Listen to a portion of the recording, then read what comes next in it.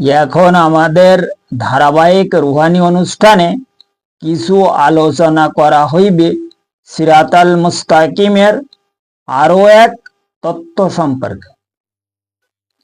এবং আজকের পর্বে উক্ত উল্লেখকৃত তথ্য হইল সেই মহান আল্লাহ পাকের আসল বান্দাগুনের ইবাদতকৃত সঠিক পরিচয় সম্পর্কে আমাদের আজকের পর্বে দলিল প্রমাণ সহ আধ্যাত্মিক দৃষ্টি অনুসারে এবং দেহতত্ত্বের হিসাব অনুযায়ী কিছু আলোচনা করা হইবে। কারণ উক্ত উল্লেখকৃত সেই মহাকঠিন রুহানি বিষয়কে যদি সঠিকভাবে উপলব্ধি করা যায়, তবে বর্তমান জামানার প্রতি প্রত্যেক মানব গোষ্ঠী উপলব্ধি করিতে সক্ষম হইবে সেই মহান আল্লাহ পাকের আসল বান্দাগুনের ইবাদতকৃত সঠিক পরিচয় সহ সিরাতাল মুস্তাকিমের হাকিকত সম্পর্কে জামানার প্রত্যেক ব্যক্তি আরো বহু এলেম অর্জন করার জন্য সঠিক রুহানি হিসাব অনুযায়ী এবং বাতিনি তালিম অনুসারে অবশ্যই সক্ষম হইতে পারিবে ইনশাআল্লাহ তাআলা। কাজেই এখন উপলব্ধি করার বিষয় হইল সেই মহান আল্লাহ পাকের উক্ত আসল বান্দা কিভাবে সৃষ্টি হয় তাহার সঠিক হাকিকত সম্পর্কে এখন উপলব্ধি করিতে হইবে। তবে তাহার সেই আসল বান্দাগুনের ইবাদতকৃত হাকিকি বিষয়কে সঠিক উপলব্ধি করার জন্য অবশ্যই সক্ষম হওয়া যাইবে। কারণ তাহার উক্ত আসল বান্দাগুনের ইবাদতকৃত হাকিকত সম্পর্কে সেই মহান আল্লাহ পাক সিরাতাল মুস্তাকিমের প্রমাণ সহ সঠিক রুহানি তালিম অনুযায়ী এবং তাহার ধর্মের বাতিনি রাস্তাকে সঠিকভাবে ইশারা করিয়া দেহতত্ত্বের হিসাব অনুসারে এবং ইলমে তাসাউফ মতে তাহার সেই মহা অসীম লাদুনী শক্তির অনুসন্ধানকে ধর্মীয় সংবিধানের দলিল হিসাবে তিনি খোদ ইরশাদ ফরমায়া ওয়া হুদাও ওয়া রাহমাতুল লিল মুমিনিন, অর্থাৎ সূরা ইউনুসের 57 নম্বর আয়াতে সেই মহান বারে ইলাহি দুনিয়ার প্রত্যেক মানব গোষ্ঠীগুণকে তিনি খোদ ইরশাদ ফরমায়া আমি তাহাদের আমার রহমত প্রদান ফরমায়াছি।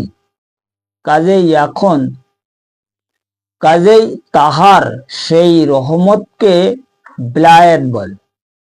এই সূরা ইউনুসের 57 নম্বর আয়াতে সেই মহান আল্লাহ পাক খোদ ইরশাদ ফরমায়া আমি তাহাদের বিলায়েতকৃত রহমত প্রদান ফরমায়াছি। তিনি যে রহমতকে প্রদান ফরমায়া উক্ত রহমত হইল আসল বিলায়েত।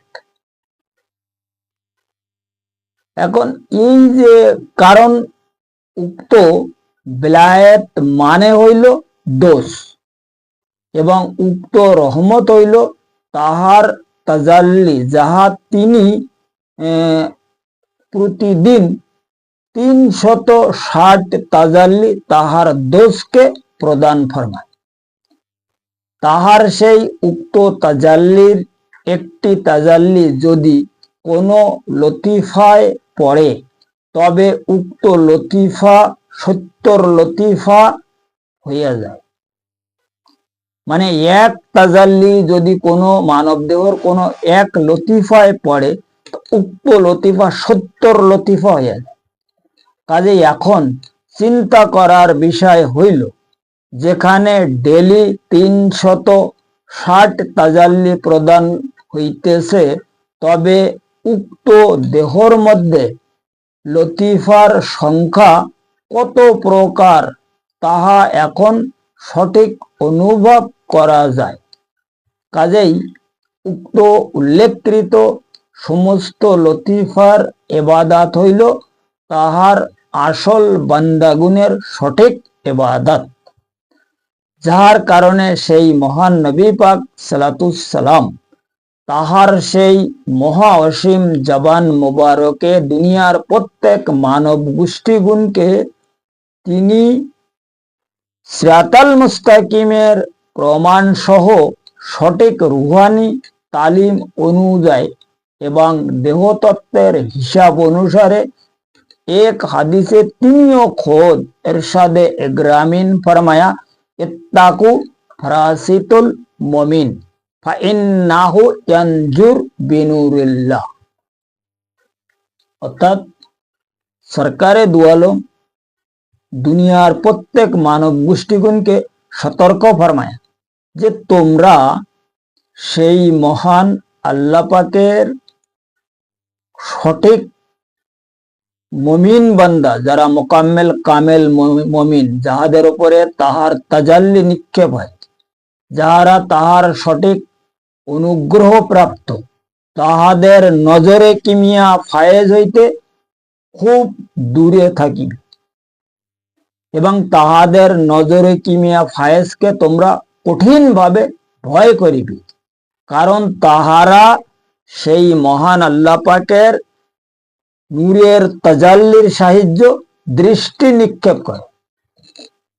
তাহারা নিজেদের নজরের দৃষ্টি নিক্ষেপ করিতে মোটেও সক্ষম নহে, তাহারা সেই মহান আল্লাহ পাকের নূরের সাহায্য দৃষ্টি নিক্ষেপ করে এবং তাহাদের দৃষ্টির সঙ্গে সেই মহান আল্লাহ পাকের তাজাল্লির ফায়েজ রয়েছে, যে কারণে তোমরা তাহাদের নজরে কিমিয়া ফায়েজকে বহুত ভয় করিবে।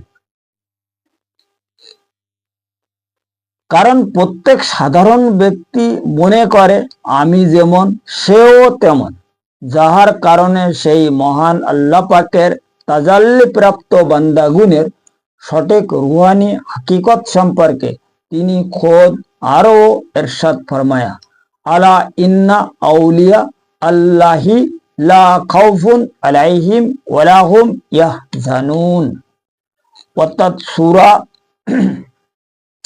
ইউনুসের ৬২ নম্বর আয়াতে ফের তিনি আবারও ইরশাদ ফরমায়া, তোমরা সবাই জানিয়ে রাখো, তোমরা সবাই জানিয়ে রাখো আমার ওলিগুণের কোনো রকম ভয় নাই এবং তাহারা কোনো সময় দুঃখিত হইবে না। কারণ উক্ত পবিত্র আয়াতে যে লা খাউফুন শব্দকে সেই মহান আল্লাহ পাক ইরশাদ ফরমায়া, তাহার উক্ত পবিত্র শব্দের মানে হইল নির্ভয় এবং উক্ত পবিত্র আয়াতের সর্বপ্রথমে যে আলা শব্দকে সেই মহান আল্লাহ পাক ইরশাদ ফরমায়া, তাহার উক্ত পবিত্র শব্দের মানে হইল উচ্চ। অর্থাৎ তিনি ইরশাদ ফরমায়া তোমরা সাবধান হইয়া যাও, তাহারা কোনো সাধারণ বান্দা মোটেও নয়, তাহারা হইল আমার সঠিক অনুগ্রহ প্রাপ্ত উচ্চ এলেম অর্জনকারী অসাধারণ বান্দা। তাদের সেই এলেম সম্পর্কে তোমাদের কোনো রকম তোমাদের কোনো রকম ধারণা একদম মোটেও নয়। তাহাদের নিকট বা তাহাদের মধ্যে যে কি এলেম, সেই এলেম সম্পর্কে তোমাদের কোনো রকমের ধারণা একদম মোটেও নয়, যাহার কারণে তোমরা সাবধান হইয়া যাও এবং তাহাদেরকে খুব ভয় করিবে। এর আগের আয়াতে এই সূরা ইউনুসের ৫৭ নম্বর আয়াতে, এর আগে যে আয়াত আমি উল্লেখ ফরমাইছি, এখানে বলতেছে যে তাহারা হচ্ছে আমার দোষ। আর এই জায়গায় এই একই সূরার মধ্যে তিনি আবার পরে ৬২ নম্বর আয়াতে এসে বলতেছে কি, তাহারা হচ্ছে উচ্চ এলেমধারী। এই সূরা ইউনুসের মধ্যে যদি ভালোভাবে খেয়াল করা যায়, আল্লাহর একটা বিশাল বড় বাতিনি বেদ, তার মহিমা অসীম অলৌকিক রহস্য রয়ে গেছে। কিন্তু আসলে আমরা তো কোরআনকে সেইভাবে রিসার্চ বা গবেষণা করি না। কোরআন কেবল পড়তেছি আর চুম্বক খাচ্ছি আর রেখে দিচ্ছি। কিন্তু কোরআনের মধ্যে আল্লাহ যে আমাদেরকে কি বলিছে, কিভাবে চলার নির্দেশ ফরমায়া, কিভাবে কি করিতে আমাদেরকে উপদেশ ফরমায়, এই ব্যাপারে আমরা তো আসলে দেখার কোনো টাইম না। আমরা পড়ব, আমাদের ধর্মীয় ব্যাপারে যদি কোনো রকমের প্রবলেম আসে তা আমরা কি মনে করি, কি কি বলি, আচ্ছা ঠিক আছে এটা দেখি মাওলানা সাহেব কি বলে, মুফতি সাহেব কি বলে, মুহাদ্দিস সাহেব কি বলে, কারি সাহেব আছে, হাফেজ সাহেব আছে, ওনাদের কাছে শুনে দেখবেন। ওনারা যেটা বলে, যেহেতু ওনারা হচ্ছে একজন আরবি শিক্ষিত ব্যক্তি, আর আরবি সম্পর্কে, আল্লাহর দিন সম্পর্কে, ধর্ম সম্পর্কে তারা যেটা বলবে এটা রাইট।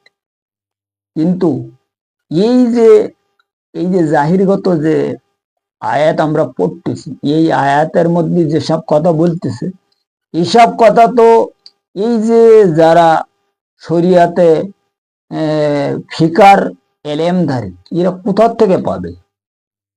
কারণ হচ্ছে ইয়ে শরিয়াতে হাক্কার এলেম, শরিয়াতে মতলব মানে ফিকা মধ্যে এই এলেম তো পাওয়া যাবে না। এলমে তাসব যাদেরকে অবগত আছে, যাহারা কোরআনে মাকনুন, যেটাকে বাতিনি এলেম বলে, আলমে রব্বানি হইয়াছে, তাহারাই ছাড়া এই সমস্ত আয়াতের সঠিক হাকিকি ব্যাখ্যা করার কারোর ক্ষমতা নেই। কারণ কোন স্কলার জানে না যে নজরে কিমিয়া কি অবস্থা, নজরে কিমিয়া যেটা বলা হয়, কিমিয়া ফায়েজ যেটা বলা হয়, এটা কি বস্তু, আর কিমিয়া শক্তি কিভাবে হাসিল করতে হবে, কিভাবে হাসিল হয়, এসব সম্পর্কে তো তাদের কোনো রকমের নলেজ মোটেও নাই। কিন্তু কমসে কম এতটুকু তো জানার দরকার যে এই কোরআন শরীফের মধ্যে আল্লাহ রাব্বুল আলামিন ইজ্জত যে এই মানে যে সমস্ত কথা আমাদেরকে সতর্ক ফরমায়া, আমাদেরকে হুঁশিয়ার ফরমায়া, এ ব্যাপারে আমরা একটু চিন্তা ভাবনা করি। কিন্তু এ ব্যাপারে তাদেরকে গবেষণা করার টাইম হয়নি, আর তারা গবেষণা করেও বাইর করতে পারবে না। কারণ কি, এই ব্যাপারটা গবেষণা করতে গেলে দরকার হচ্ছে সিরাতাল মুস্তাকিমের রাস্তা, দরকার হচ্ছে একজন সঠিক সুশিক্ষিত রোহানি উস্তাদের ওসিলা। কিন্তু সে যত বড় স্কলার হোক না কেন, আসলে তো সে ওসিলা মানে না, না নবীর তরিকা মানে, না সিরাতাল মুস্তাকিমের রাস্তা মানে। সে নিজে মন গড়া একটা সিরাতাল মুস্তাকিমের রাস্তা বানাইয়ে ওই রাস্তার উপরে সে বিজনেস, ব্যবসা, ওয়াজ নসিহত এসব করে বেড়াচ্ছে। এক একজন এক এক তালে আমরা রয়েছি, এক এক মাযহাবের মধ্যে এক এক কায়দায় আমরা ধর্মীয় বিষয়টা নিয়ে একটা গবেষণা রিসার্চ করিতেছি। এটাকে বলা হয় ধর্ম বিশেষজ্ঞ। এদেরকে আসলে না ইমানদার বলা যায়, না আমলদার বলা যায়, না মমিন বলা যায়। আর এর আগের স্তর তো বহুত উচ্চের লেভেলের, এই সমস্ত কথা আসলে এখানে আলোচনা চলে না। কারণ ইনাদের তো তাজকিয়া নফস হয়নি, না তাসফিয়া কলব আছে, না হকুল ইকিন আছে, কাশফি ইমান আছে, তাজাল্লি রুহ আছে। তাহলে এরা এই ধর্মের যে হাকিকি রাজ কোথার থেকে পাবে? কারণ এখানে কোরআন শরীফের কোনো এক মোকামে আল্লাহ রাব্বুল আলামিন ইজ্জত এরশাদ ফরমায়া যে যাহাদের দিল আমার জিকির হইতে গাফিল রয়েছে, তোমরা কেউ তাহাদের পায়রবি করিবা না। আর এই কথা হুজুর পাক এক হাদিসে ফরমায়, ইত্তাকু আলেমুল জাহেল, আলেমুল লিসান ও জাহিলুল কলব। যাহাদের দিল কিংবা কলব জাহেল হয়ে গেছে, তোমরা তাহাদের থেকে বহু দূরে থাকি। ওখানে আল্লাহ পাক বলতেছে যে তোমরা তাহাদের পায়রাবি করিবে না। হুজুর পাক ওই কথা বলতেছে তোমরা তাহাদের থেকে দূরে থাকিও। এ কারা? যাহাদের দিল আল্লাহ রাব্বুল আলামিন ইজ্জতের জিকিরে ইসমে আজম আল্লাহু শব্দ থেকে গাফিল রয়েছে, কিন্তু এদের কথা বলিছে। তো বর্তমান জামানায় যে সমস্ত বড় বড় স্কলার, বড় বড় মানে বিশাল বড় একটা আন্তর্জাতিক খ্যাতি সম্পূর্ণ পাতানি কি কি টাইটেল লাগাইনে রয়েছে, এদের দিল আল্লাহ করে। এ তো দিমাগি এলেম, শয়তানি এলেম নে মানুষের বিভ্রান্ত করিয়ে যাচ্ছে।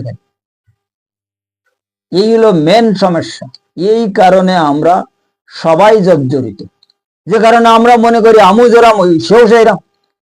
একজন যদি কোনো আল্লাহওয়ালা লোক, আল্লাহর মানে সঠিক আসল বান্দা কোনো কথা বলে, তো বলে বে আর তুমি তো এই বকবক করতেছো, তুমি এসব জানো কি? তুমিও যেরকম আমিও সেরকম। মানে সমাজের মধ্যে যাহার সঙ্গে ধর্ম সম্পর্কে আপনি কথা বলবেন, সে তা তোমার চেয়ে আরো অনেক কিছু জানে। কারণ তার মধ্যে যে ওস্তাদের এলেম রয়েছে না, কারণ লতিফায় নফস আমাদের দিলের মধ্যে ঢুকে বসে আছে। আর লতিফায় নফসের এলেম প্রদাতা হচ্ছে শয়তান, আর শয়তান হচ্ছে বহুত বড় উস্তাদ। আর এই উস্তাদের সঙ্গে আমাদের কোনো কালাকারি কারো চলবে না। এই যে তুমি যা কিছু বলবে না কেন, ও পাল্টা দেবেই। এই হলো মেন বিষয়। কিন্তু কোরআনে মাকনুনধারী যারা মানে ব্যক্তি, যারা আল্লাহর আসল বান্দা, তাহাদের সঙ্গে এই সমস্ত মক্করি চলে না। তাই সে যত বড় স্কলার হোক না কেন, আর যত কিছু হোক না কেন, ও সব তারা গুনে টনে না। যারা অরিজিনাল বাতিনি এলেমদারি, আলমে রব্বানি, আলমে হক্কানি, এদের সঙ্গে এই সমস্ত কালাকারি চলে না। এরা তো এইসব কিছু কারোর গুনেই না, কারণ ও তো জানে এ তো আসলে কোনো মানে ইমানদার বা আমলদারের খাতাই নিয়ে এরা, এদের সঙ্গে কি জানি তর্ক করবে।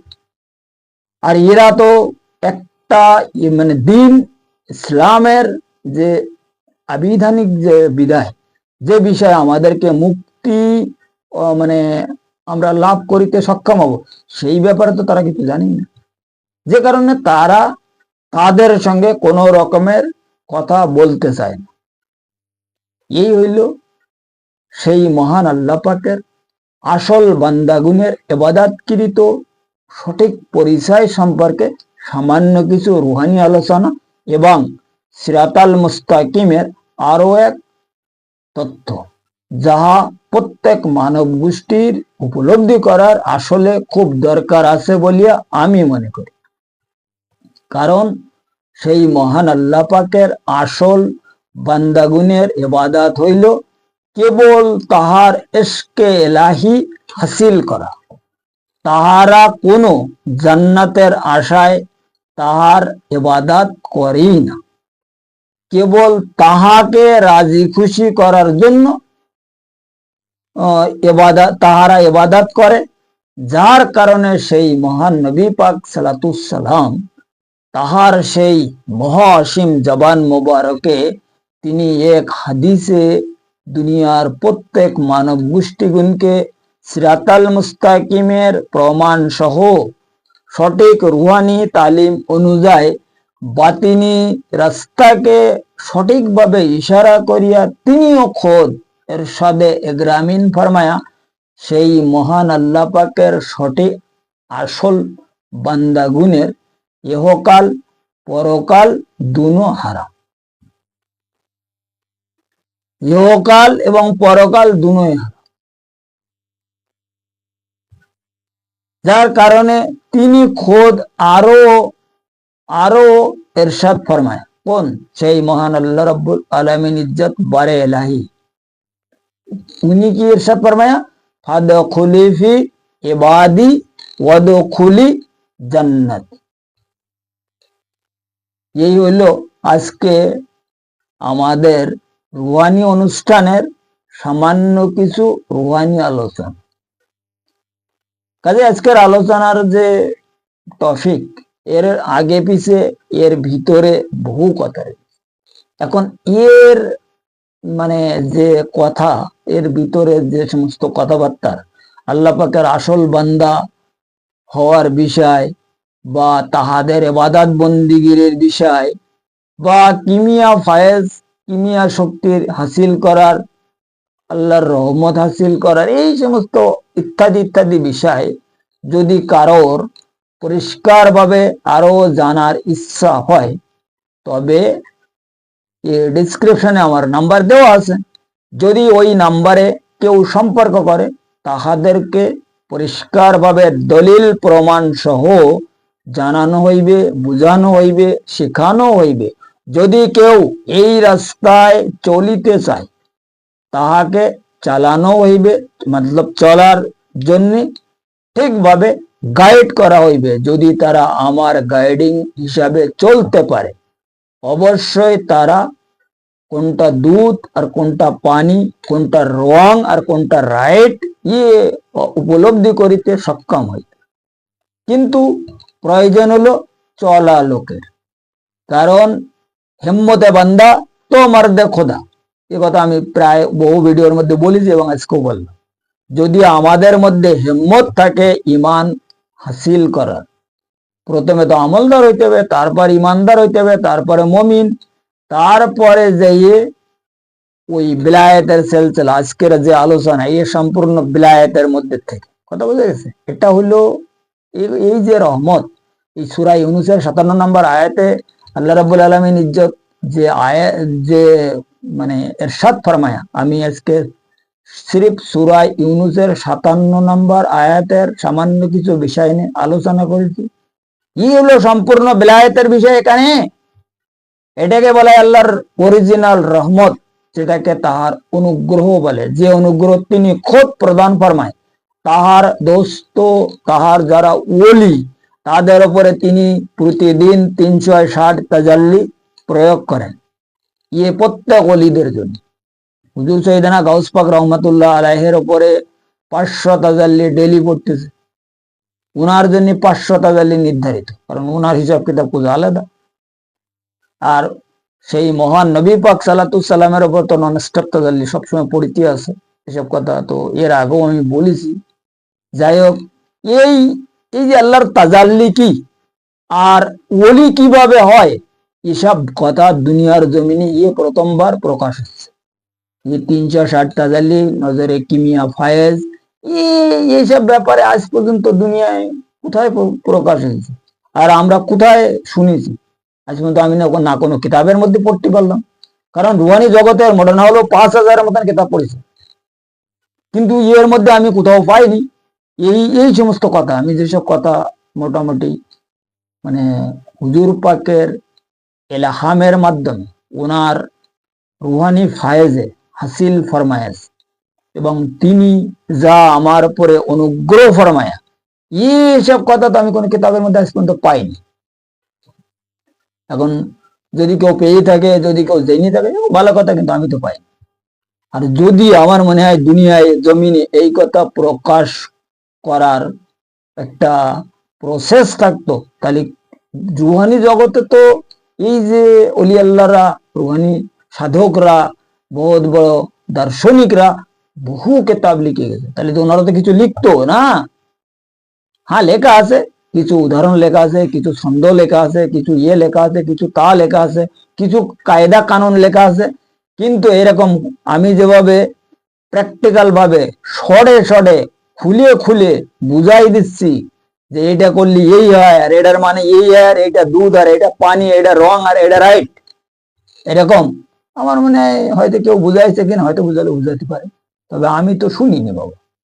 কারণ সোশ্যাল মিডিয়ার মধ্যে আমিও এর আগে বহু ভিডিও দেখেছি, বহু কেতাবও পড়েছি, কিন্তু আমি পাইনি কোথাও।